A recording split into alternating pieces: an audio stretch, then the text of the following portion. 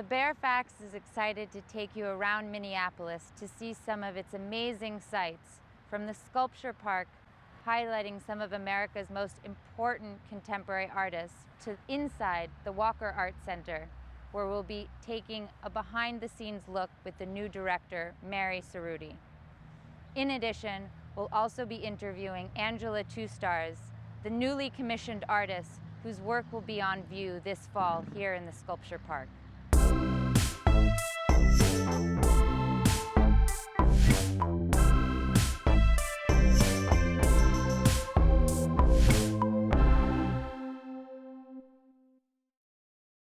So the Sculpture Park opened in 1988 with Spring Bridge and Cherry as its sort of centerpiece, but other pieces quite significant as well.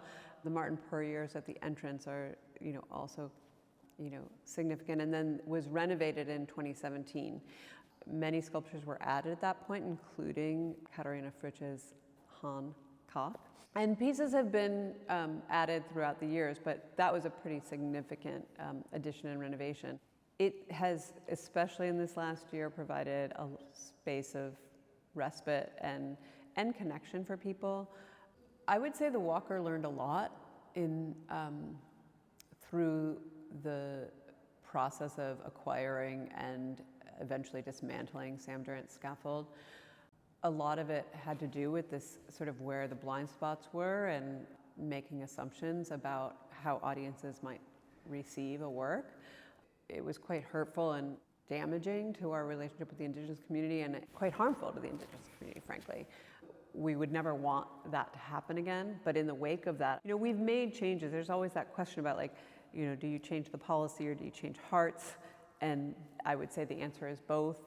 So just making time and space to ask those questions and make sure the right people are being asked and their input is being heard is perhaps the biggest lesson from that. Angela Two Stars was selected for a commission in the Sculpture Garden, I guess in the spring of 2019, but because of COVID and production issues related to COVID, we had to delay another year.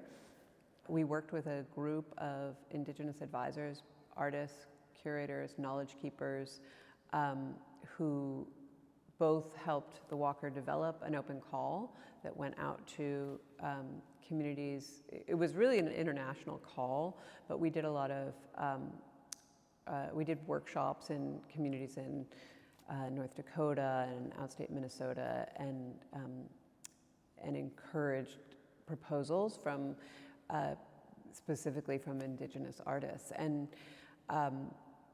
then that group of advisors helped review those proposals and worked with Walker curators to identify Angela as the artist to get the commission. And Angela, I think, was really, she's just been an extraordinary person to work with, because she's an artist in the way that I believe, the best artists go about their work, which is that it's a journey and a learning process for them.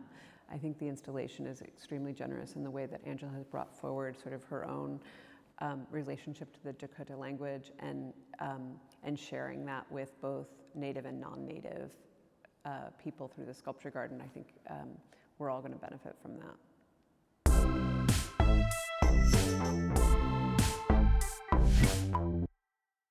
My married name is Angela Pappenfuss, but I go by my maiden name as an artist, which is Angela Two Stars. And my Dakota name is Watakuye Iwichihambadewi, which means dreams for her relations. The proposal that I created for the Walker, it was inspired by my grandfather. His name was Orson Bernard, and he had spent 15 years of his life working in language revitalization, of his elder years. And when he passed away, I remember thinking of, we didn't just lose him as an individual, we lost all of his language knowledge. So it was like a double blow to our community.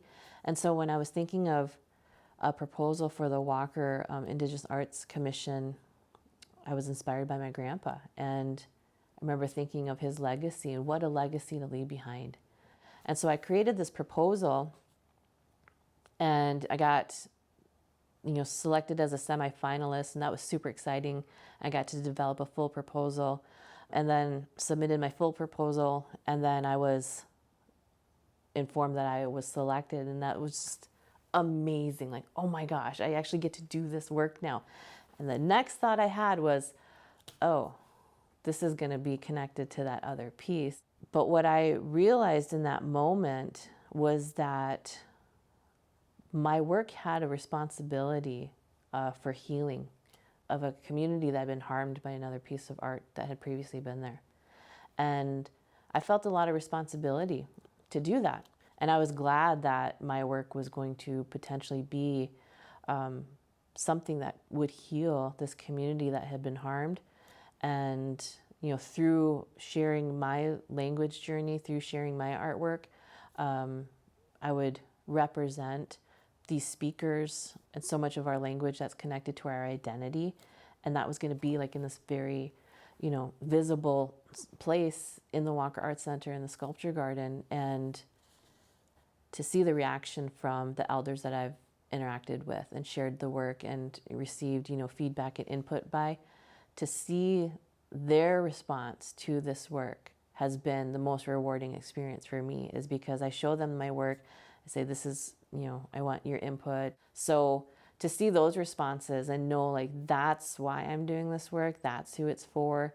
I'm representing, you know, my people, and Native students and Native children will be able to see themselves represented in the Walker Sculpture Garden. And that's part of that healing. And I know some people who swore they'd never come back to the Walker again after what happened in 2017 have told me, like, yeah, I think I'm gonna have to come check that out, you know. And I feel really good about the piece coming up and how it's going to impact, you know, the community, and hopefully help heal not only just the community, but like the Walker too. I think there's some need for healing for them too, of overcoming kind of that controversy. And I think they've done the right steps to get there.